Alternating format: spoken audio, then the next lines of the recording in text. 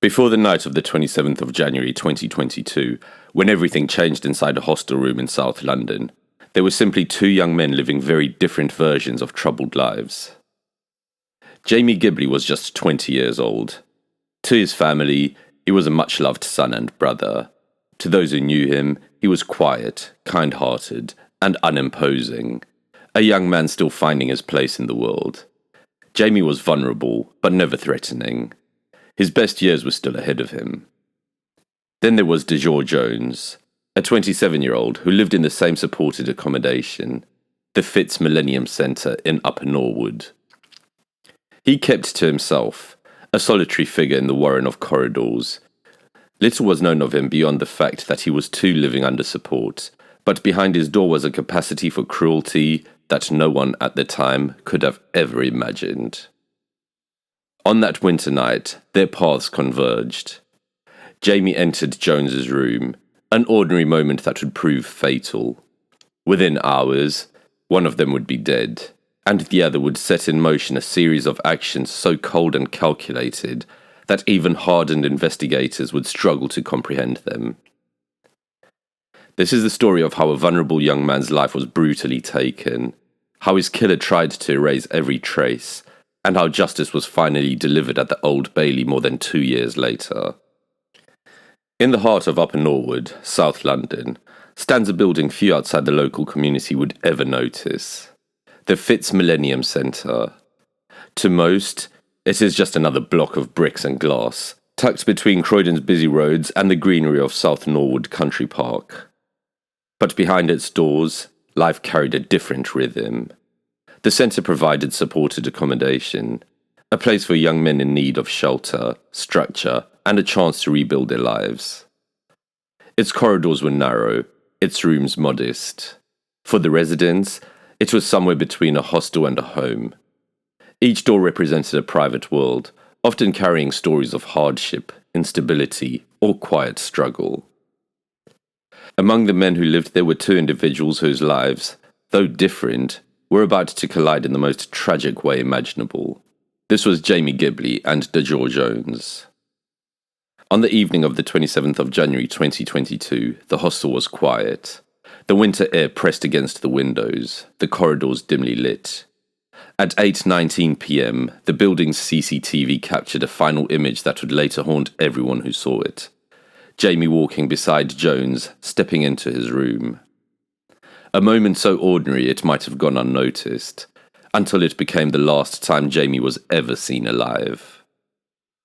The door closed behind them, the camera moved on, and in that single, unremarkable moment, one life was about to be extinguished, and another irreparably defined. What happened in the hours that followed would transform this anonymous hostel into the centre of one of South London's most disturbing murder cases.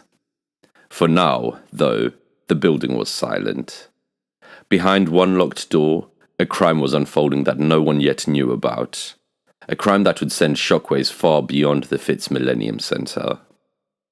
Side by side, Jones and Gilbey stepped into Jones's room. The door closed. The truth of what unfolded inside the room would only be pieced together much later, through forensic analysis, medical reports, and chilling evidence presented at trial.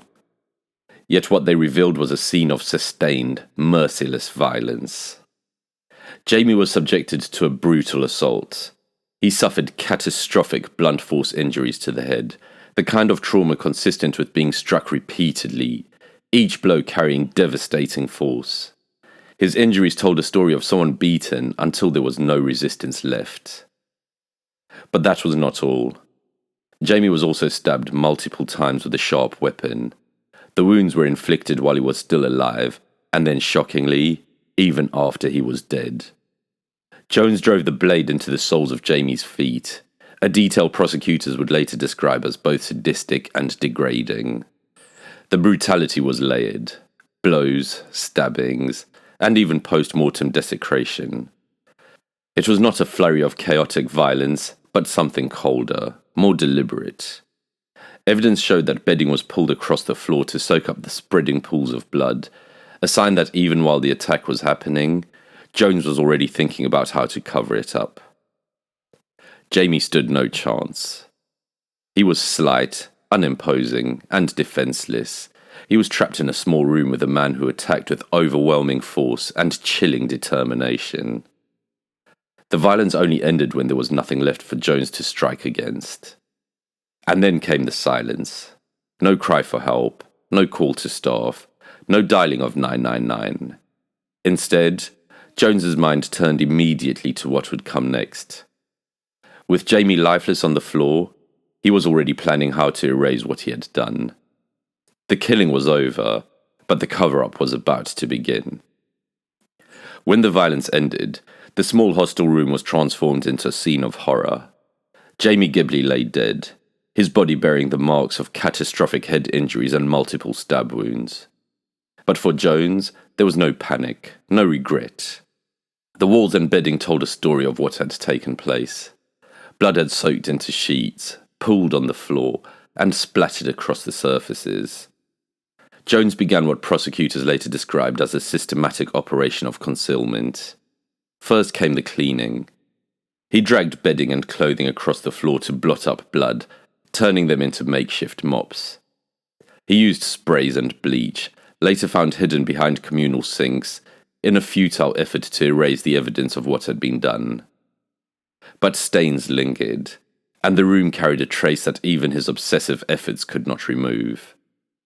Then came the decision that made this crime even more chilling: dismemberment.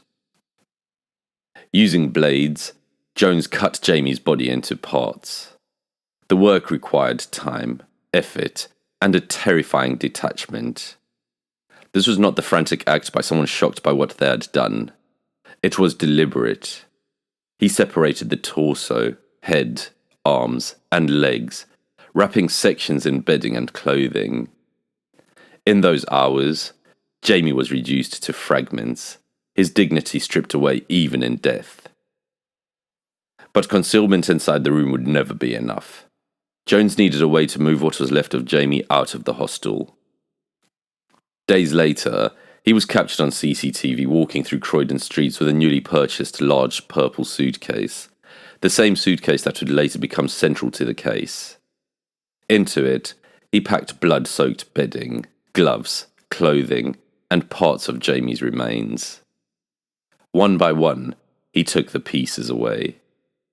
On one trip, he carried the suitcase into the tangled undergrowth of Cantley Gardens, leaving behind Jamie's head, torso, and arms. On another, he discarded the legs, severed and abandoned separately. And later, he left the suitcase itself in Love Lane Green, still holding blood-stained items, grotesque relics of the violence he had tried to erase.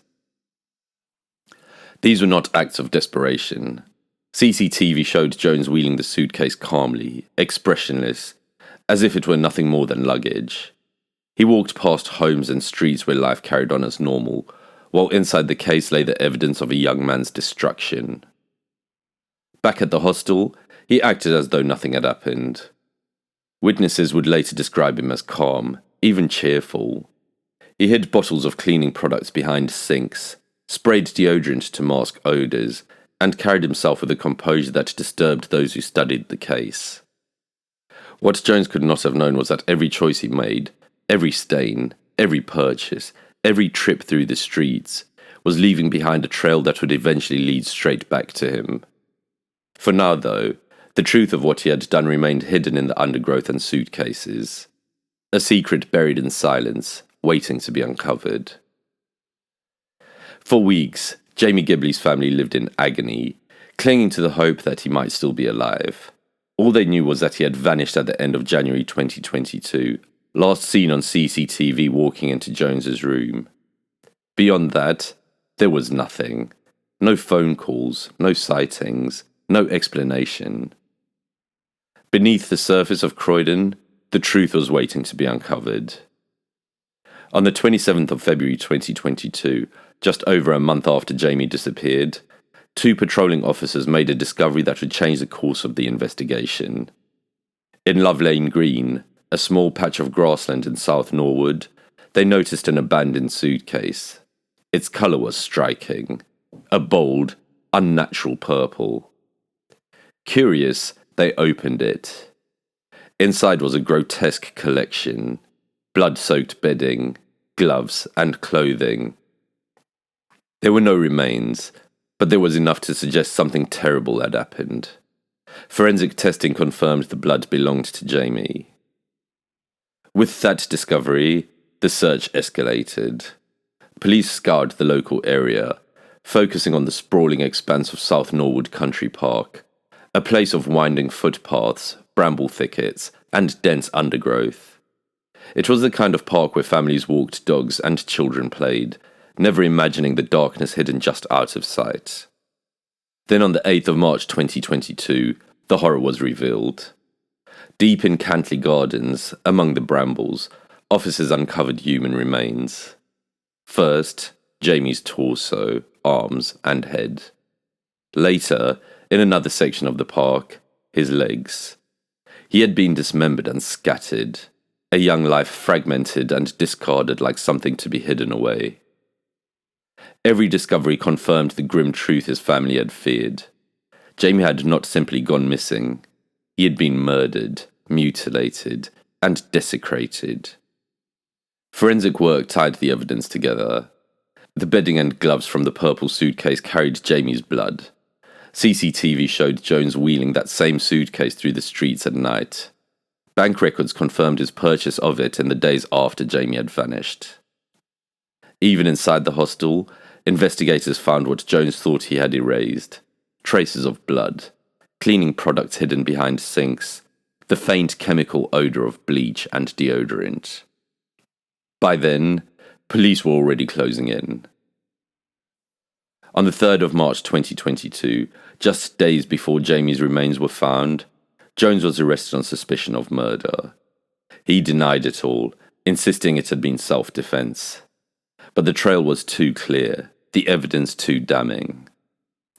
For Jamie's family, the discovery was a devastating end to weeks of limbo. Their worst fears had been confirmed. The search for answers was over. Now began the long, painful path to justice. By the autumn of 2024, more than 2 years had passed since Jamie Gilbey's body was found in South Norwood Country Park. The investigation was complete, the evidence prepared, and now it was time for the truth to be tested before a jury at the Old Bailey. For 9 weeks, the trial of Dajour Jones gripped the court. On one side, the prosecution set out a case of deliberate, cold-blooded murder. On the other, Jones claimed he had acted in self-defense. Prosecutor Simon Dennison Casey wasted no time in framing the brutality of the attack. He told jurors this was not a scuffle or a moment of lost control. It was a sustained, merciless killing. Jurors were shown the timeline: CCTV of Jamie entering Jones's room at 8:19 p.m, the purchase of the purple suitcase days later, the CCTV of Jones wheeling it through Croydon streets, the discovery of blood-stained bedding inside, and finally, the horrific recovery of Jamie's dismembered remains from Cantley Gardens. Expert witnesses described the injuries Jamie suffered as catastrophic head trauma from repeated blows. There were multiple stab wounds inflicted while he was alive, and even more disturbingly, wounds made after death, including to the soles of his feet.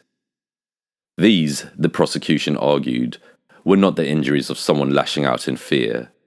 They were the marks of cruelty and control, violence inflicted not only to kill, but to degrade. When it was his turn, Jones took the stand. His story was starkly different.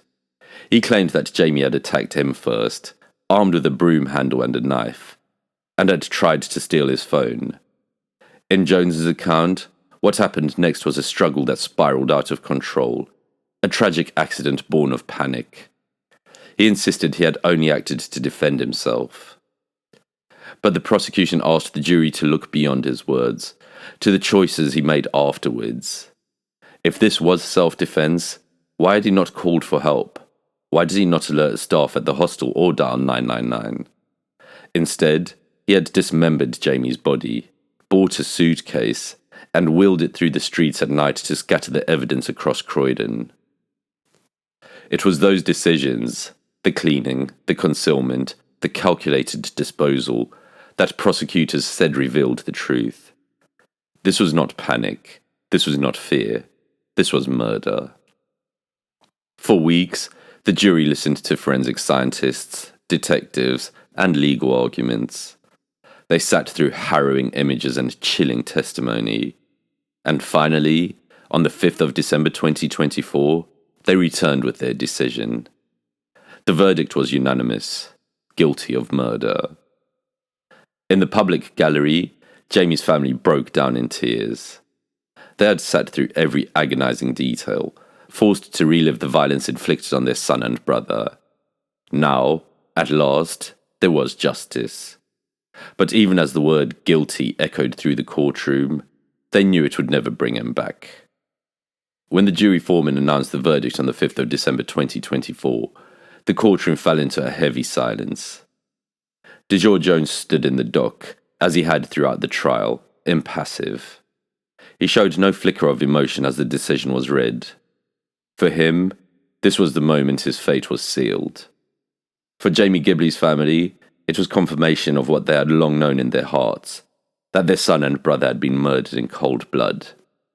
The sobs that broke from the public gallery were quiet but piercing, the sound of grief that had been carried for nearly 3 years. The word guilty offered justice, but no relief. A week later, on the 13th of December 2024, the court gathered again for sentencing. The mood was tense, charged with expectation.